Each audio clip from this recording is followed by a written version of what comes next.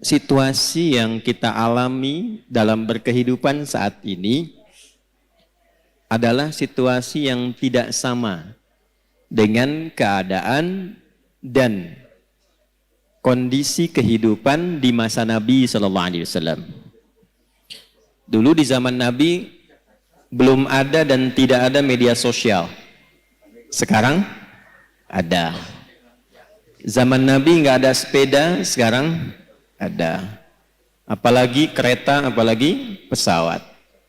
Tapi ibu tidak boleh lupakan, karena Nabi ini adalah sosok istimewa utusan Allah yang tugas pokoknya menyampaikan panduan berkehidupan pada umat terakhir yang menjalani hidup di muka bumi sampai kehidupan ini selesai.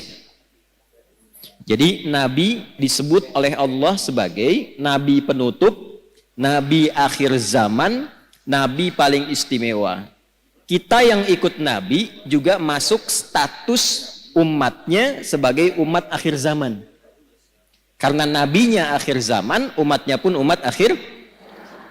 Jadi ibu ini manusia akhir zaman ini. Sama dengan saya gitu ya. Yang dimaksud akhir zaman itu begini, supaya tidak keliru menafsirkan. Akhir zaman itu maksudnya periode masa hidup manusia sampai akhirnya kehidupan. Sampai selesai kehidupan di bumi ini. Jadi dari masa Nabi sampai akhir kehidupan yang kita belum tahu kapan, itu maksudnya yang disebut dengan akhir zaman. Dengan ditutupnya oleh Nabi terakhir, dimulai masa akhir zaman sampai kehidupan selesai. Paham Ibu?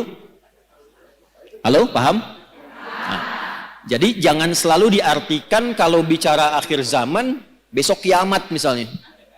Ya? Nah, akhir zaman itu dari mulai Nabi diutus sampai terjadi kiamat. Itu akhir, puncaknya terjadi apa? Kiamat. Nah, yang penting bagi kita belajar itu, ini yang jarang dikupas, jarang dibahas.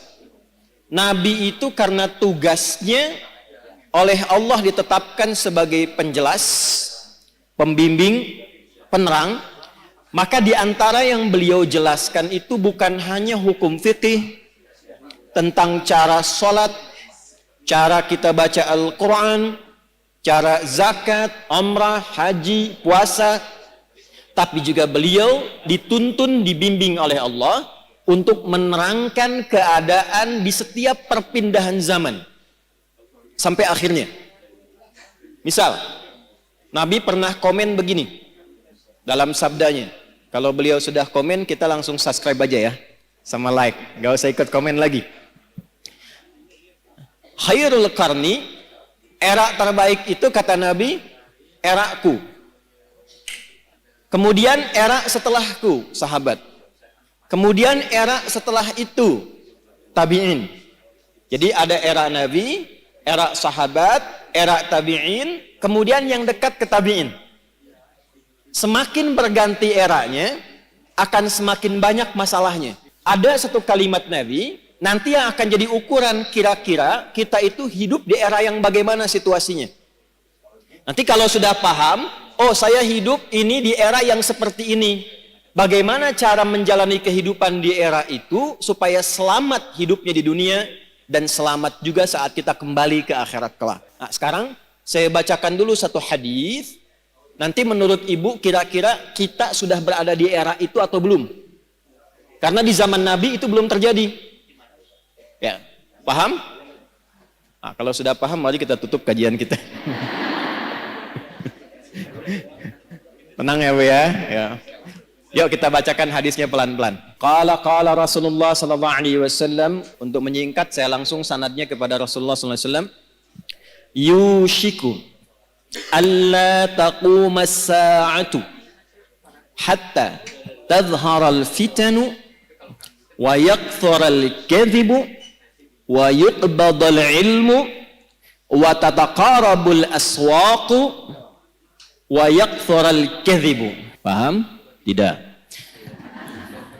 Nanti di perjalanan waktu berganti, Akan muncul keadaan ganti umat, ganti umat, ganti umat sampai ke ujung dunia berakhir.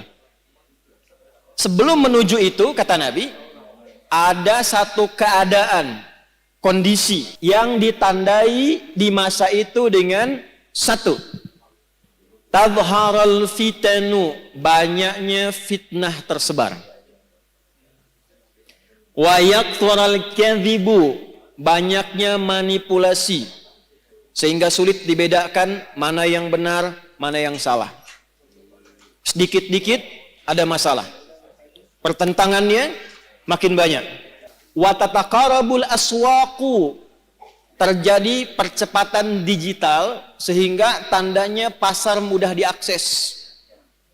Ibu dulu kalau ke pasar naik angkot kan, naik ojek, manual, beli, pulang ke rumah ya. Sekarang diklik barangnya datang ya. Baik. Wa yataqarabu zamanu, nanti waktu terasa cepat. Setahun seperti sebulan. Sebulan seperti sepekan. Sepekan seperti sehari. Sehari seperti sekilatan. Kayaknya baru kemarin ketemu, padahal sudah setahun. Ya, terjadi sekarang. Wa yuqbadul ilmu, pakar-pakar, ulama-ulama mulai meninggal satu-satu, dan yang muncul tiba-tiba orang-orang yang tidak jelas, tapi bisa jadi pengajar agama, jadi ustadz, bisa memberikan fatwa, dan sebagainya. Saya tanya pada ibu, kira-kira dari 5 hal ini sudah terjadi belum sekarang? Percepatan digital, sudah ada media sosial sekarang.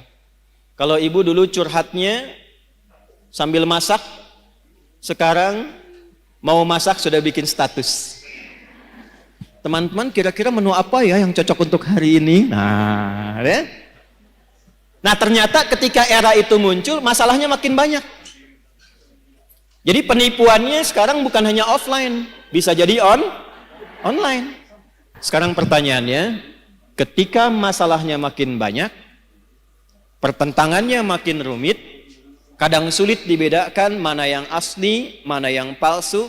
Bagaimana cara kita selamat melewati masa itu, sehingga apapun tugas yang kita jalani dalam kehidupan, ibu sebagai istri, sebagai ibu rumah tangga, mungkin juga berkarir dan sebagainya, bagaimana menjalani pekerjaan dengan selamat dan kembali kepada Allah dengan bahagia dan mendapatkan rahmat Allah Subhanahu wa taala.